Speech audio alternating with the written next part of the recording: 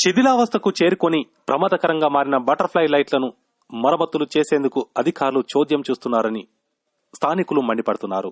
సిద్దిపేట జిల్లా దుబ్బాక నియోజకవర్గంలోని తోగుట మండల కేంద్రంలో మాజీ మంత్రి చెరుకు ముత్యంరెడ్డి ప్రత్యేక చొరవతో గతంలో తోగుటతో పాటు తుక్కాపూర్ గ్రామాల్లో బటర్ఫ్లై లైట్లను ఏర్పాటు చేశారు.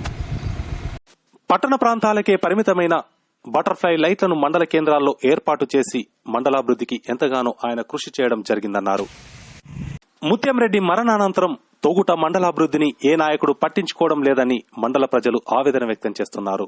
సిద్దిపేట నుండి గజ్వెల్ వెళ్లే ప్రధాన రహదారిపై బటర్ఫ్లై లైట్లు ప్రమాదకరంగా మారి నెలలు గడుస్తున్న మరమ్మతులకు నోచుకోవడం లేదని స్థానికులు వాపోతున్నారు. నిత్యం రద్దీగా ఉండే ప్రధాన రోడ్లపై లైట్లు ఇలా వేలాడుతున్నా కనీసం తొలగించే ప్రయత్నం కూడా అధికారులు చేయకపోవడం ఏంటని స్థానికులు ప్రశ్నిస్తున్నారు.